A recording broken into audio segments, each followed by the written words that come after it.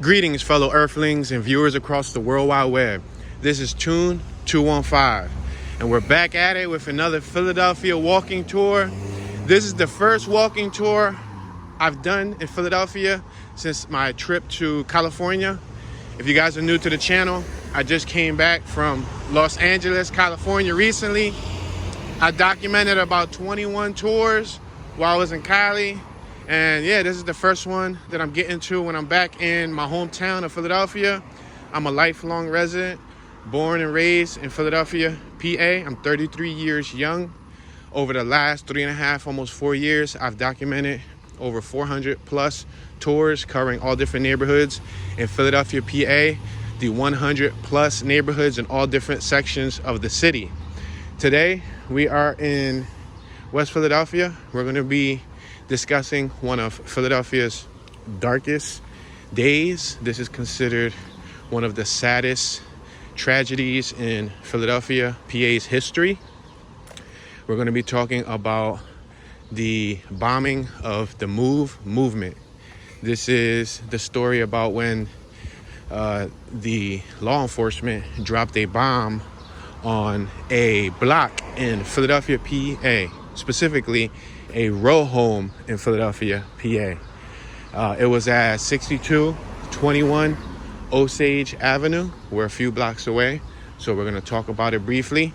All the information that I'm going to discuss is public domain. It's available on the World Wide Web. You guys can Google it. You guys can watch multiple documentaries about it.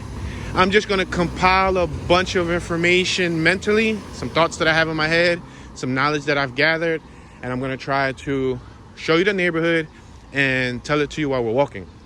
Right now, we're on 62nd and Walnut. I'm going to make this left-hand turn on 62nd Street, the 200 block of 62nd Street. We're on the 6100 block of Walnut on my left, 6200 block of Walnut on my right. Now, pretty much the whole story starts, back in the day, there was a movement called the MOVE movement. It was considered a freedom, movement, free speech, free rights, kind of like activists. That's pretty much what it was. It was an activist movement. At their time, they were fighting for rights. It was in the 70s. It was started, I believe, the late 70s. And they were in Philadelphia. They were African-American young brothers and sisters. They were basically in a time where racism was prevalent, heavy. There was inequality. We're passing the 6100 block of Chancellor Street. It was a tougher time. Right now we're in 2021 when this is being documented. So it was, even though that's still relevant in today's time, however, it was much more blatant and out in the open back in the day compared to today. Nowadays, it's, sometimes behind closed doors. But so basically, at that time, they were, fighting for rights, basically, amongst their other parties, other, friends, family, just citizens in general. That was shortly after you had Malcolm X, you had Martin Luther King. That was all 50s, 60s. So in the 70s, you had the MOVE movement come to life. We're passing 62nd and Locust. Now, I think one of their first altercations was in, I think, 78. There was a Philadelphia police officer that was killed. They were in a building. The MOVE movement, several of their activists were in a basement, and they were, to my knowledge, I guess, taking cover. There was a police officer that was shot, and he was killed. And the activists were taken out of the house, bludgeoned, beaten, kicked, smacked with helmets. Yeah, they were handled in a poor manner, and they were charged with the murder of the officer. Now, ballistics and the investigation and all of that stuff basically showed that we're passing the 6100 block of Irvin Street. It showed that the officer was shot in the head, but there was a bullet pointed downwards. Now, if you think about them being in the basement and the officer was on the first floor, that didn't add up. There was no way that they could have shot the officer if they were in the basement and the officer was on the first floor. Now, the people from that day were sentenced, I believe, 30 to 90 years in prison. I think the least sentence was 30 years to 90 years. So they were basically given pretty much life sentences. We're approaching 62nd and Spruce. So that's one of the first altercations with law enforcement. Fast forward to the Move bombing, which took place on May 13th, 1985. It was actually a Sunday. It was a Mother's Day, guys. It was on Mother's Day, Sunday. We're on 62nd and Spruce. And, oh, check out the dog. What's up, doggy? Woof, woof. Subscribe, doggy. That was a cool little dog. But we are crossing Spruce. The 6100 block of Spruce on my left, 6200 block of Spruce on my right. So fast forward to May 13th, 1985. This movement that was considered, in some cases, a freedom movement, righteousness movement. They were considered revolutionaries, activist movement. Some people considered them radicalist, or, they considered them the complete opposite. So approximately anywhere from 200, I guess it couldn't be approximate if it's anywhere from 200 to 500 officers were said to have came to Osage Avenue on May 13th, and they surrounded the house. We're passing Delancey Street. They surrounded the house, and they basically tried to get the movement out of the house. Now, this building, 6221, was their headquarters. That was where they stayed at. And we'll talk a little bit more about what some of the neighbors were saying a little bit later on in the story. We're about a block away from the location. So the police tried to surround the house. Well, that's what they did. They surrounded the property. They tried to get them out, but obviously the movement didn't want to come out. There was anywhere from, I believe, like 11 to 13 individuals that were in the property. It was the Africa family. I know we're passing Pine, 62nd and Pine. I know Miss Ramona Africa, which is the sole survivor of that event. She was in there, and it was several other of the Africas in there. Their last name was Africa. Her first name was Ramona, last name Africa. And they were in there, right? So to my knowledge, they felt like they were like scared. They thought that they were going to get killed, like that the police wanted them dead. They didn't want to take them away in cuffs. So they basically didn't comply. All right, we're on Osage. I'm going to make this right-hand turn on Osage Ave. This is the 6200 block. We're going to walk through the block. Now, the block you're going to see right now is not the original block. The original block was burned. It was about 61 houses burned down to the ground. They dropped the bomb on the main headquarters, and it burned 61 houses. Now, the houses you're going to see today, they are basically the rebirth that was paid by tax dollars, new homes that were made where the old homes were at. So we're not going to actually get to see the original headquarters, but right now we're walking on the block, we're walking on the premises which this whole event that I'm explaining took place. This is the block. So we'll take a look at, I guess, the new where I guess the headquarters would have been at. But anyway, 6221, we're passing 6217 right here. All right, check it out. So this would have been the location. This would have been the location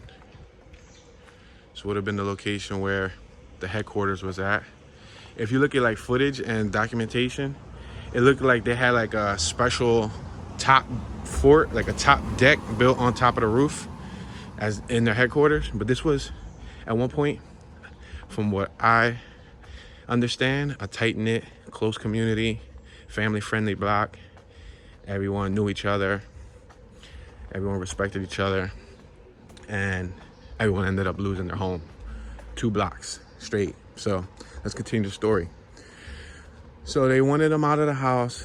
The movement didn't comply. The movement felt that the police were not going to take them alive, that, you know, they wanted them dead. So they resisted, basically. They were the resistance. So what ended up happening was they said it was about, I would say 500, the numbers vary. They said it was from 200 to 500 officers shot over 10,000 rounds at the house. 10,000 rounds of ammunition was shot at this house with these residents in it. Now, it is said that they spent several hours. They ended up knocking on everyone's door. They told their neighbors to get out the house. Where, you know, you'll be able to get back into your house in 24 hours. We need your house. So they evacuated the block. They ended up clearing out the neighborhood. I'm gonna make this left and then we'll zigzag and we'll probably come back through the block. We're gonna make this left right here. Osage, 63rd and Osage. We got congratulations, class of 2020 right here. Well, 2021. That's awesome. That's such a positive thing to see in such a dark story. But so there was a standoff for several plus hours. They tried to drown them out. They used the fire hose and they put it through, I believe, the chimney of the roof. They started dumping thousands of gallons of water into the home. To my knowledge, the Africa family, well, the sole survivor, Miss Ramona, was talking about how we're gonna make this left here and then we'll wrap around the block so that you guys can see the other block. Because I believe it took out 2 blocks, so it's probably the block behind it, Delancey maybe. But so right now we're on Addison Street. This is Addison, 6200 block of Addison. So they tried to drown them out, and obviously the movement resisted. They didn't want to come out. They had, I believe, 5 children, 6 adults were lost in this tragedy. 5 children passed away and 6 adults. I believe 2 people made it out. That would be Miss Ramona, Africa. And I believe, I don't know if that was her son. There was a young child that made it out. So they tried drowning them out. That didn't work. They ended up going through one of the houses next door. They broke a hole in the wall. And then they tried to like gas them out. They threw like smoke bombs, or tear gas, I should say. They threw it through the building. They tried to get them out. That didn't work. So after all the shooting stopped, after the tear gas, the water stopped, I recall something about, she said that they heard some silence. They heard a period of silence. And that was the most calm they felt since the event started. And then that's when the helicopter came in and dropped the bomb on their row home. Yes, ladies and gentlemen, they dropped a bomb on a single row home in Philadelphia and disregarded the neighbors, the residents that were in the community, and whatever prized possessions each person had in their home. Because we're not going to talk about the priceless things that perished in the fire, yet alone the human lives. We'll get into that shortly. But they ended up dropping a bomb and it exploded. And the family, I guess they were in the basement. They were probably like in a bunker of some sort. They were probably in some type of, area where they felt they were the most safest. We're exiting the 6200 block of Addison. We're going to make this left on 62nd Street. Now we're going up. We're actually traveling northbound right now, 62nd, in the Cobbs Creek neighborhood. So, yeah, they dropped the bomb. The bomb ended up burning. It burned. And now what makes matters worse is they allowed the bomb and the fire to burn for about, I would say, an hour to an hour and a half. They did not call ambulance. They didn't call firefighters. And it's weird because you would think they would have turned it out because they had the hose to try to drown them out, right? So after they blew it up, they could have just put out the fire. All right, we're passing the historic blocks, the 6200 block of Osage right here on my left. This is the new block that they built. and we'll pass it again. So they let it burn for an hour and a half. They did not turn it out. Multiple homes caught on fire. Like I told you, over 60 plus homes. I think it was 61 homes burned after that happened. I think around the time when Miss Ramona and her family heard crackling and heard fire, they knew that something was wrong. So what they did was they figured they'll give up. They'll come outside with the kids, at least for the sake of the kids. We're on 62nd and Pine. We're gonna make this left. We got Pena grocery store across the street. So yeah, they figured that they'll do it for the kids, and they started to exit the building. And upon exiting the building, the police started shooting at them. So it's like they were trying to come out and comply. At the end of it, they were trying to comply, but there was more gunfire. They were met by gunfire. Now on my left, as you can see, look at brand new homes that do not match the homes on my right. Now, as you can see, the facade of this neighborhood looked like that on my right. They had porches. Some porches were cemented. Some porches were, with terrace, with grass. I'm sure back in the day, they were all probably more uniform than today. You see a lot of vinyl. You see a lot of painting. You see a lot of differences. Compared to these don't have the porches. These don't have that. They have a little vinyl on the second floor, but it's basically what one of the gentlemen said in one of the documentations.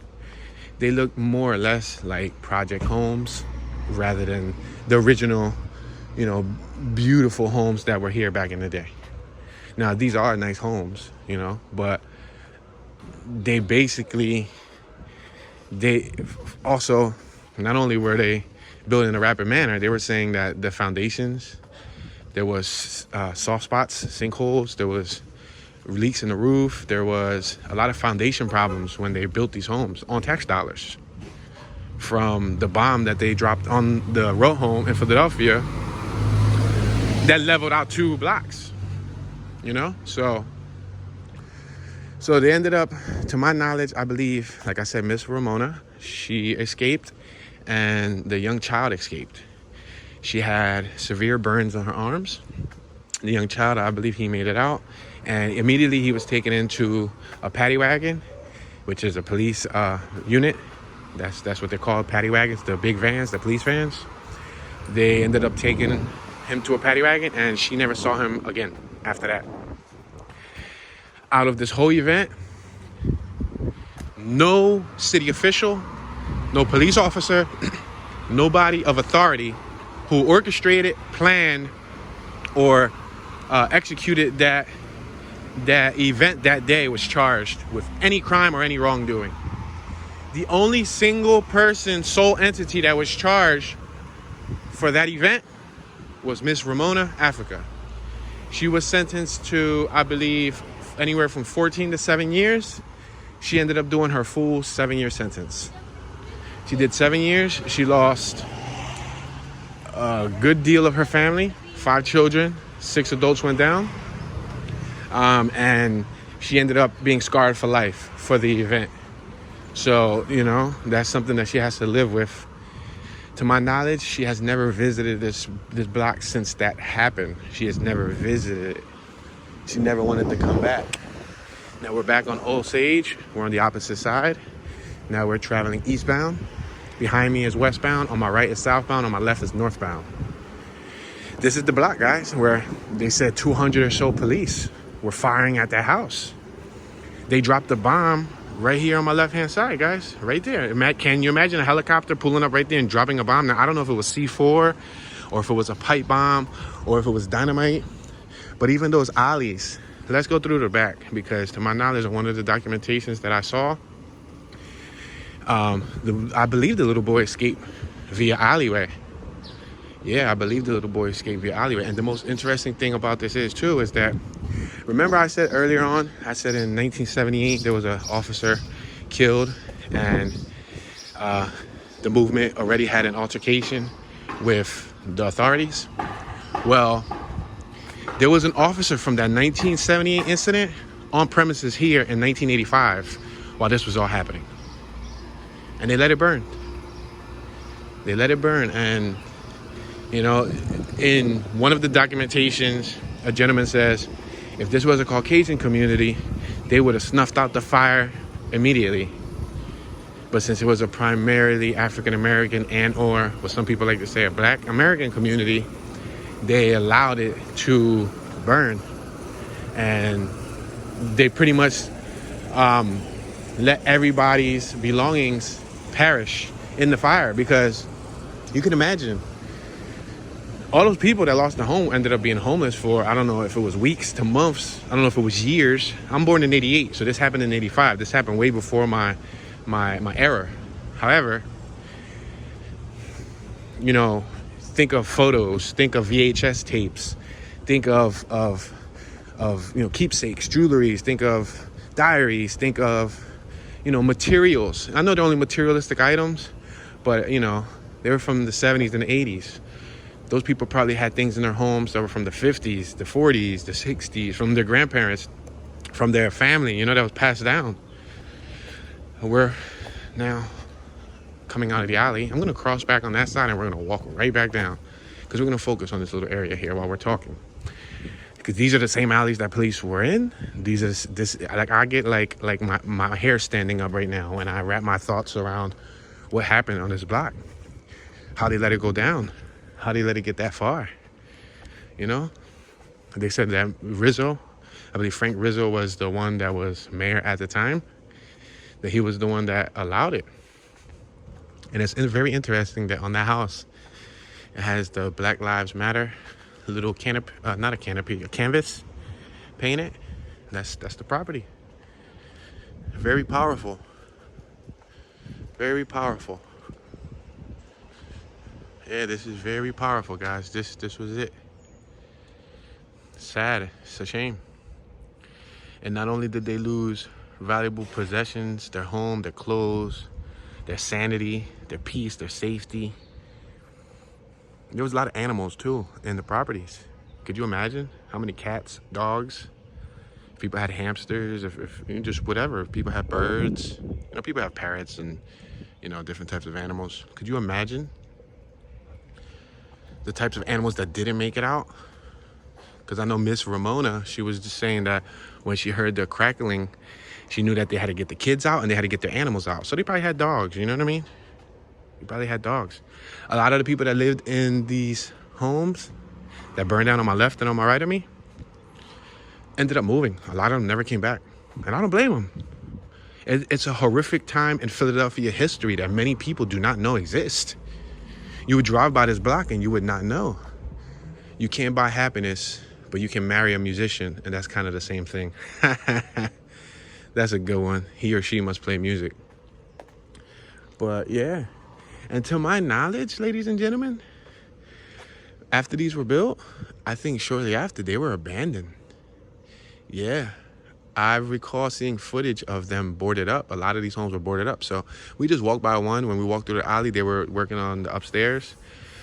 So it sounds like they're sawing, they're doing work up there. So they look, the facades, the fronts look relatively new. But to my knowledge, they were abandoned for quite some time. So they're probably rehabilitating a lot of them, bringing them back to life. But I don't know the true, you know, situation as far as why they went abandoned and whatnot. But they were paid by tax dollars. I'm sure the 10,000 rounds were tax dollars. I'm sure the bomb was tax dollars. I'm sure everybody's hourly rate, salary, pensions, and all that was tax dollars. And to stick a knife in a wound that was already deep, they basically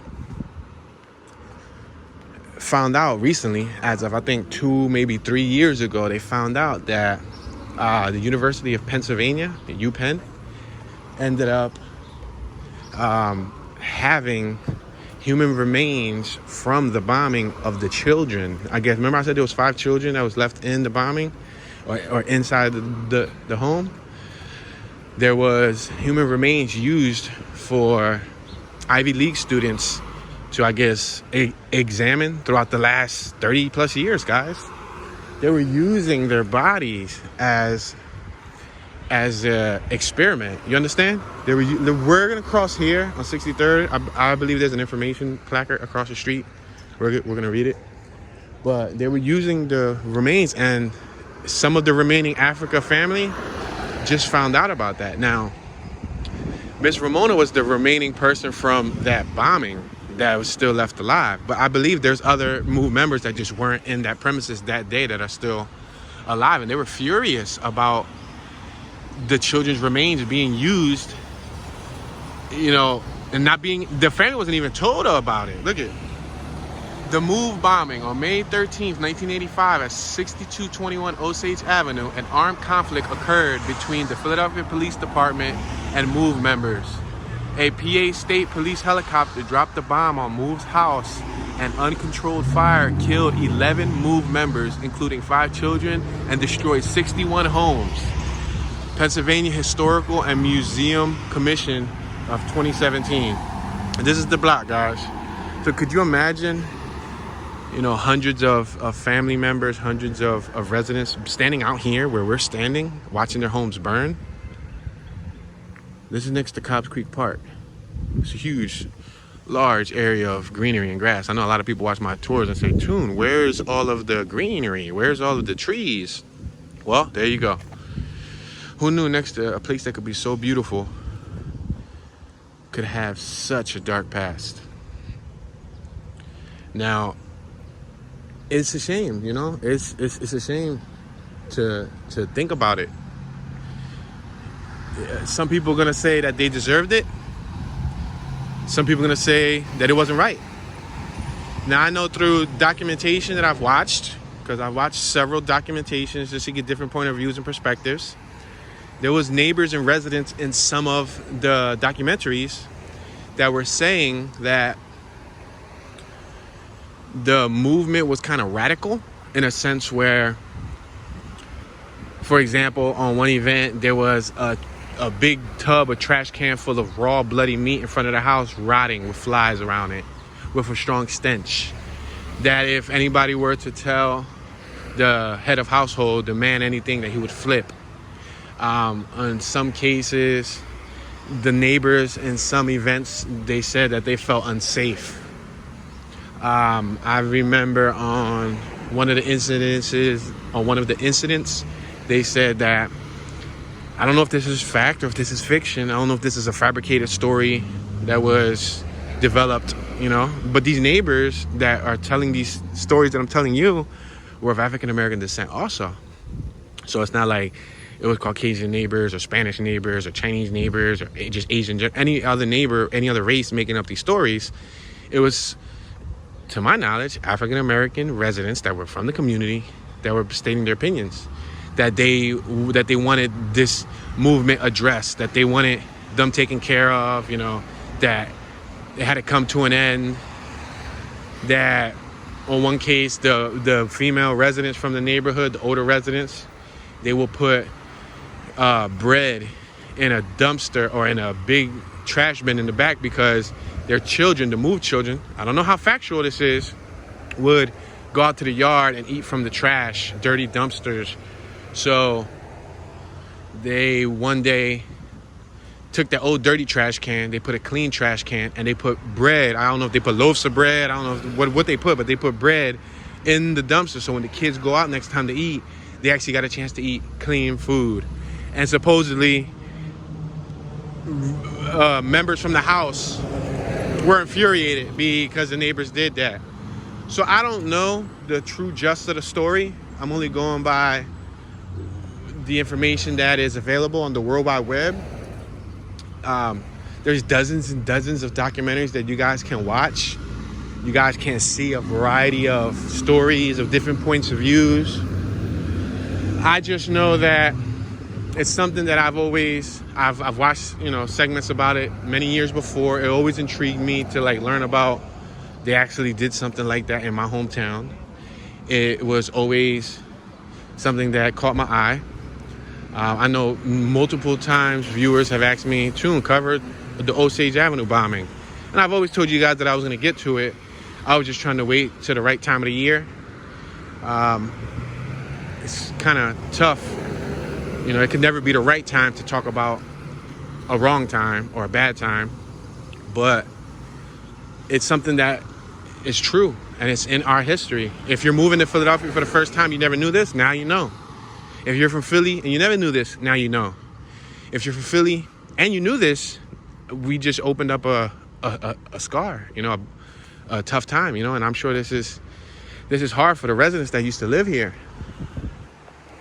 Now, I never lived in this community, so I can't, you know, sympathize in the sense of, like, I completely understand what you guys went through.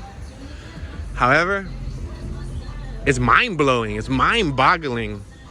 It doesn't make sense. I believe there was many other ways that they could have went about that situation.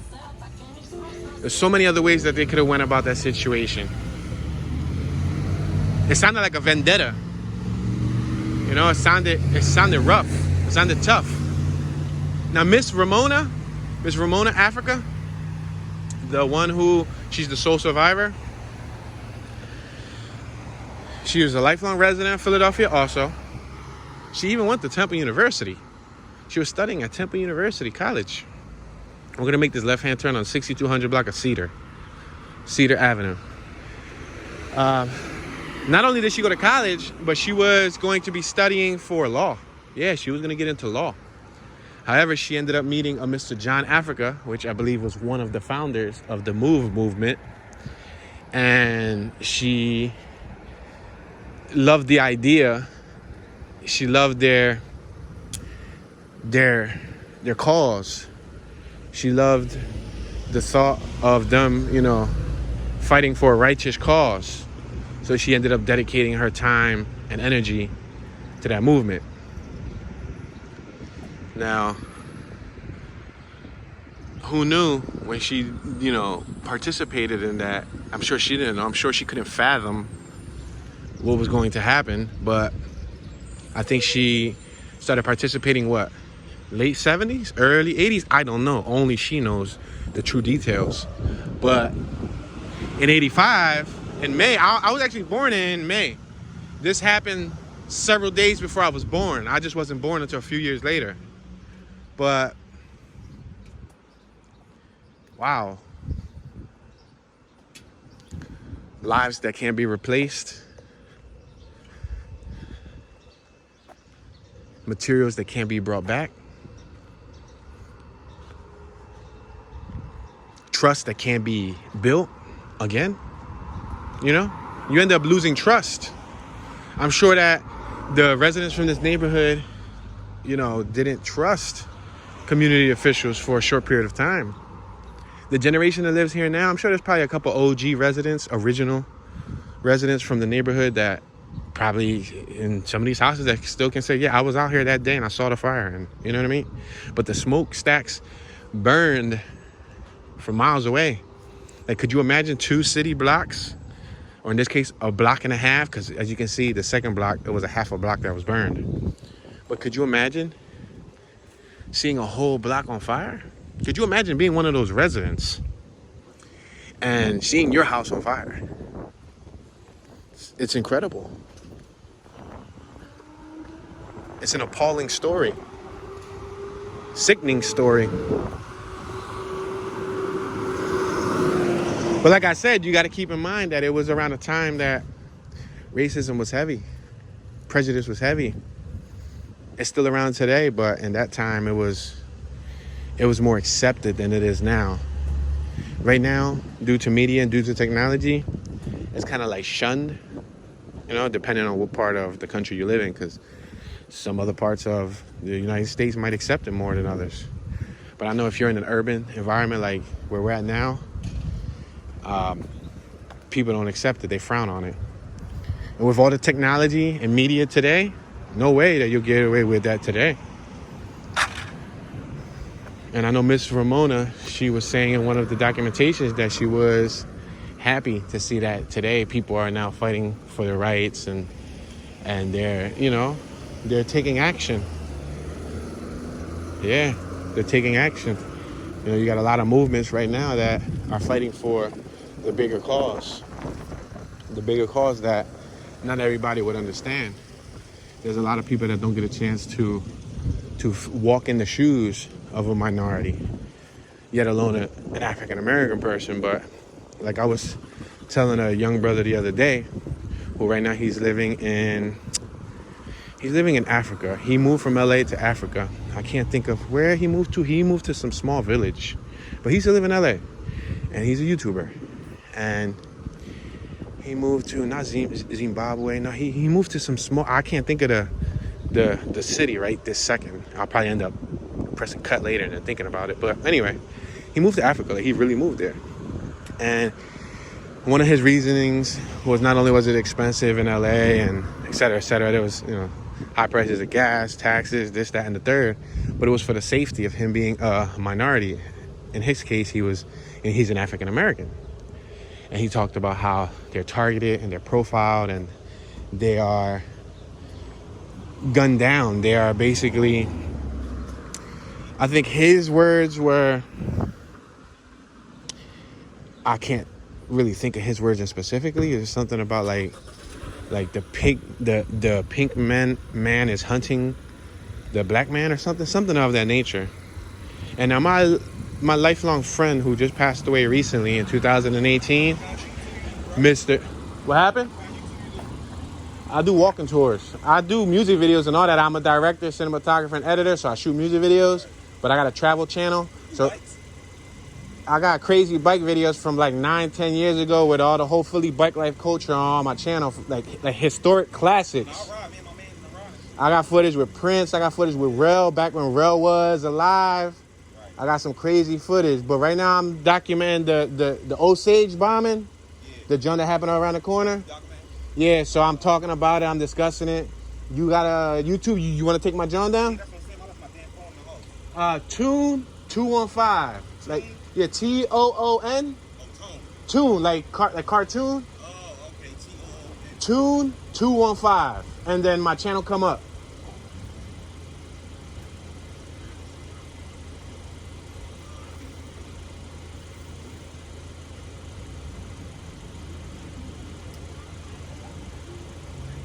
Yeah, TOON 215. It's like a little over 30K subs. But yeah, so I'm documenting the Osage. Yeah, trying. But stay blessed and check me out. All right, dog. Yeah, so yeah, man, like he was talking to me about he wasn't talking to me specific, but he was talking to the viewers of the World Wide Web. This is the YouTuber I'm talking about, the fellow YouTuber. Shout out to him, by the way. And he was talking about how they're targeted, and I sympathize with him. My lifelong friend, Walter Scott Rosebarrow, who passed away in 2018 to gun violence. He was African American. He was my lifelong best friend, like my neighbor. So I didn't grow up with a difference towards people of darker complexion, even though I'm of caramel dark complexion myself, but I'm Hispanic, I'm Puerto Rican, you know what I mean? So a lot of people think that we got it better, but anybody of any caramel complexion gets prejudged, gets discriminated against, gets treated differently, whether you're Cuban, whether you're Dominican, whether you're Haitian, whether you're Puerto Rican, whether you're Mexican, whether you're Colombian, if you're not of, sad enough to say, of some sort of Caucasian descent or a 62nd and Larchwood, you basically get treated differently. People look at you differently, especially if you're in a neighborhood that's primarily Caucasian, or what you guys like to say, ethnic white, you're white American. To me, I've never looked at anybody as white or black. You know why? Because that Jeep right there, that's white. Those tires right there, that's black. And none of the people that I see are those two colors. Now, from an artistic perspective, being an editor, being a content creator, being an artist, if you look at the color wheel, we come in shades of pink or we come in shades of brown. Even the darkest person, Michael Blackson, is like a dark chocolate. But you take the little ink dropper for Final Cut Pro or Premiere or Avid or whatever software you're using to edit, or Photoshop, whatever. You click their skin complexion on the color wheel, it'll take you to like a dark purple, it'll take you to like a brown. It won't take you to black. You understand? So that's why I personally never looked at people differently. But I do understand the prejudice. I do understand the profiling. I get profiled all the time. You know, there's many places that I go that I'm not accepted at, that I get looked at funny, that people prejudge and assume that I'm something that I'm not. You understand? But I don't think it's just on, you know, the African American culture. I think it's on anybody of color, which is it's a shame. We're all colorful. We're all, whether you, if you're Caucasian, guess what? You're pink, you're orange, you're reddish, you're pale. Like you come in a color. Just because, you know. And the funny thing is that in some cases you got the Caucasian Americans trying to get those really dark caramel tans, which is, I find it ironic. You understand? We're back on Osage. This is going to be our little last walk through of this block. I just want to take it in a little bit more so that you guys could, you know, take it in, because I know that I probably walk through on a few occasions a little fast, but at least you guys can absorb the environment. And when you look at the documentations, or you look at the footage, and you get a chance to see the historical pieces of footage I'm talking about, because there's plenty of news from NBC and CBS and all those. I don't think it was CBS, but NBC, maybe ABC, a bunch of different documentations that are out available. You can look at that footage and you can see what it used to look like versus what it looks like now. You can, you know, look at the helicopter right up there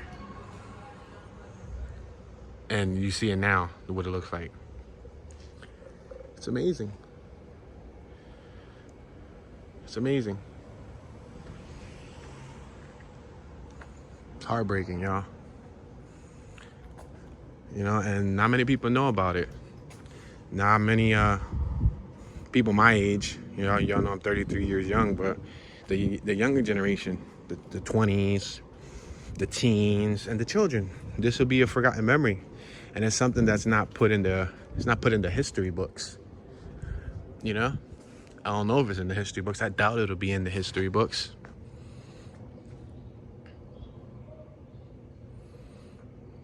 Yeah, it's sad because it's like what one of the residents said. They said these homes they built, they look more like project homes than they look like the historical homes that used to be around here. I wonder how long they ended up making them wait to, you know, get a home. And it better have been free of charge, because it wasn't their fault why their home burned down. You know what I mean? Did anybody receive checks, pain and suffering, emotional trauma? You know? It ain't no joke. It ain't no joke, yo. Talking about they go through years of oppression. You know, remember I said this is 20, 30 years after the Civil Rights Movement, because all that stuff happened in the 50s and in the 60s, right? With Dr. Martin Luther King, with Mr. Malcolm X, and all the other freedom leaders of the, I would say the old world, but then again, I guess in 1776, it became the new world, right? But yeah, it's tough, y'all. It's tough to think of. That's a time that I can't wrap my mind around, when there was segregation where you had two different faucets or two different water fountains, or you had, you know, two different bathrooms, or you had an African-American baseball team and you had a Caucasian baseball team. And don't forget about the Asians, because the Asians were segregated also. You know, the Asians have been dealing with segregation for many, many, many, many years. You go and you look up, I just came back from California and I learned about the Chinatown Massacre, when they were hanging and lynching Chinese people. And they were segregated. And not only was there an African-American baseball team, look at the back of the houses. Not only was there, you know, Caucasian baseball teams and everything, but there was Asian baseball teams where they made the Chinese people play on different teams than they made the other ethnicities play on. So, you know what I mean? It kind of sucks that existed, and it exists to this day. You know, and it's hard. It's hard. People of a lighter complexion, which I have both complexions, ironically to say, like I used to be pale as ever as a kid. I don't know what happened. Like when I came out as a baby, I was dark. Then I got into like my single digits, 6, 7, 8. I think I was a little caramelish. Then from like probably like 7 to like 9, 10, I got super duper pale. Super pale. Which if you guys are familiar with the way my hands look like, you see like pale patches. That's because I got vitiligo. And then, so that means one of these houses in the back, 6221. I can't think about which one is 6221, but one of these was 6221. Got a dude over there working in the window. One of these was 6221. I'm not from here, so I can't, count them off the back and say which one was 6221. But look at the differences. These guys get porches and everything. And then the ones on my side don't have porches. Interesting, huh? But they have garages. So I don't know if they follow like a similar layout that was already here. But yeah. And then when I turned like 10 and I started hanging out in the sun, I got super duper dark caramel, and then my skin just started acting up. The vitiligo came when I was like 15, 16, 17. It started coming out more on my hands. Then in my 20s is when it really began to define itself. And look, you got these original houses here. That means that these original houses probably wasn't even really affected because they were so far from the fire. They were probably affected, but they're still standing. So if those original houses could tell you a story, they would tell you what really happened. If those bricks can speak words, those bricks are the witnesses for the cameras that weren't around then. Because you can imagine you had 2 blocks worth of residents outside and none of them had cameras or, technology to document it. There wasn't Facebook, there wasn't Instagram, there wasn't Twitter, there wasn't Vero, there wasn't YouTube. The only type of cameras you had on premises was the news cameras, which some people would like to say it was controlled media. There was different stories being portrayed that it was only their word versus the residents. And the residents don't really have a voice when there's no technology on their behalf.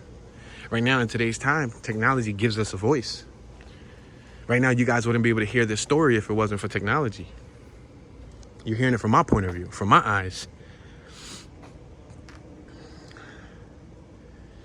I feel like a chilly ghost feeling, like an eerie feeling. It's an eerie silence out here. I mean, it is early in the day. It's about to be 12 noon. It's supposed to rain today at 2 o'clock p.m. So I had to do this tour a little early.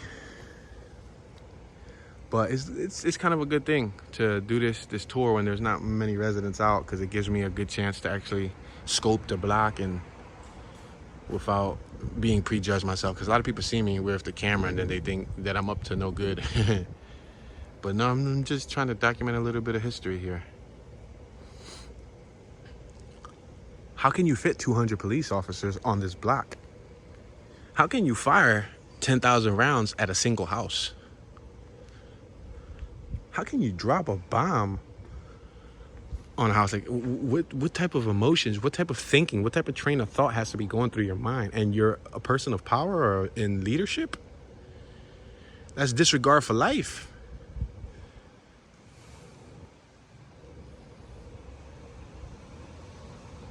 It's a disregard.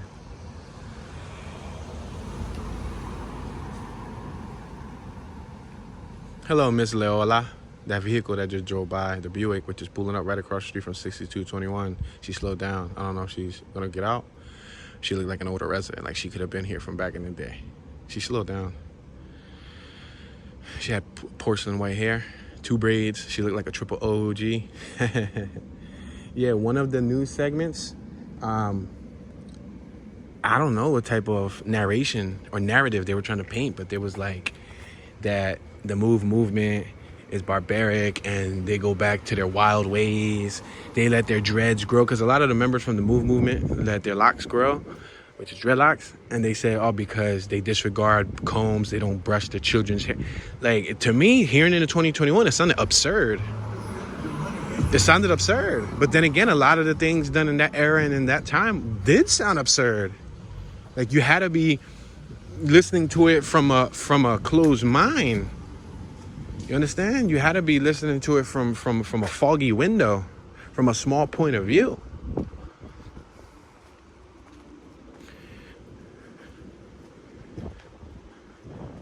I'm thankful that I didn't grow up with that mindset.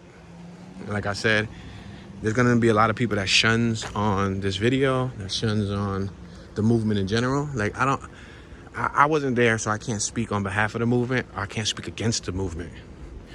I only can relay the information that I discover myself. But I do know what it's like to be profiled. I do know what it's like to, be targeted in a sense. In this neighborhood, I can walk around somewhat freely because I look like, I blend in to an extent. But there's other neighborhoods where you guys seen on some of my other documentations where people ask me, what am I doing there? What am I doing? And they look at me funny, and it's usually because I'm not of their ethnicity. And I love all nationalities. I love all ethnicities. I love all my brothers and sisters, all my human beings on this planet we call Earth. My fellow Earthlings, my fellow meeps. Because at the end of the day, we're all one. We're all one united conscious. We're all one human being. We're all connected somehow, some way. No matter what your religion is, no matter what your belief system is, we're all connected. And that's something that has been designed to separate us from our true being, from our true self. We focus on materials, we focus on objects, we focus on drama, we focus on problems, we focus on hate, we focus on lust, on gluttony, on greed. We focus on all the negatives, but we don't focus on the positives, like taking 1 second out of your life and just looking at a plant, looking at the details, looking how otherworldly that looks. Breathing the air, taking a look at the shapes, looking at the environment, looking at the colors, looking at the depth of field, looking at the textures, counting your breaths, counting your blinks, listening to the sounds. Life is a beautiful thing to live. And for the most part, it's free, but it's taken for granted. You know what they say? The greatest things in life are free, but a lot of it gets taken for granted.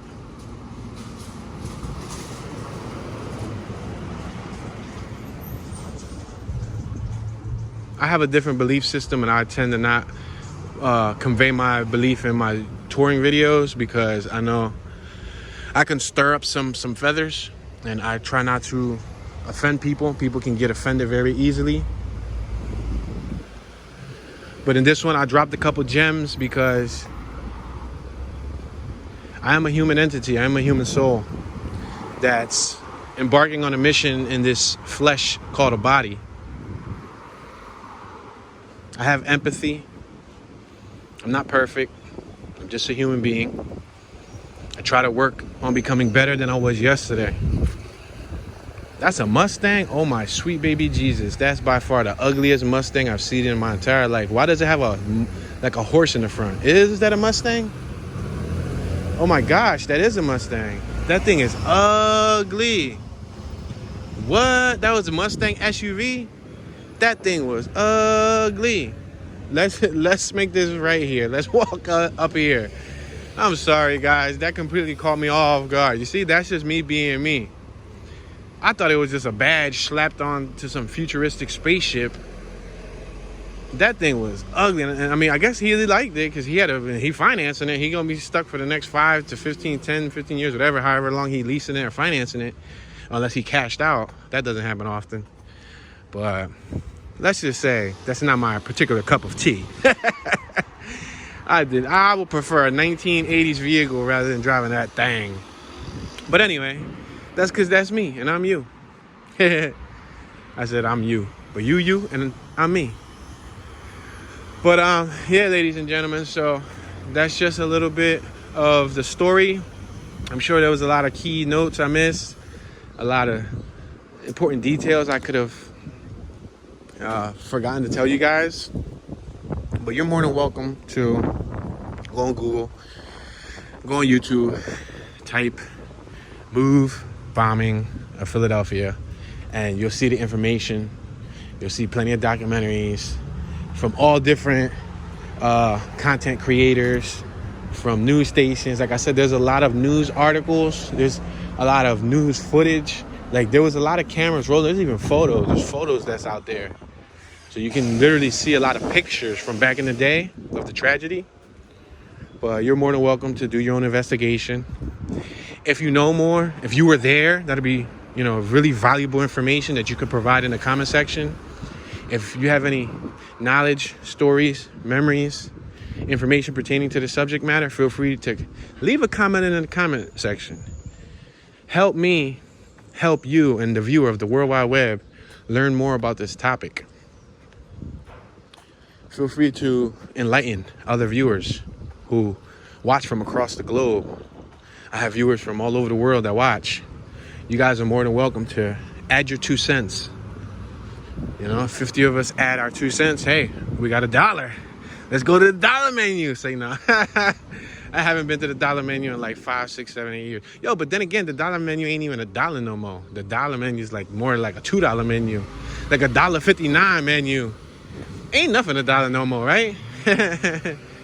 But anyway, ladies and gentlemen, I think this is going to conclude our little walking tour of 6221 Osage Avenue, where the move bombing took place at. I want to say thank you all for watching. I appreciate everyone's support. Appreciate everyone's kindness. This is, one of many that are going to come from Tune 215 before I embark on my countrywide mission of documenting our nation. If you're new to the channel, I try to keep these tours at about an hour long. I try to keep them raw. I don't edit them. I don't do nothing to them. I don't add titles. I don't do no editing. I like them in their rawest form, their rawest nature, because it keeps it more realistic. It's not me showing you what I want you to see.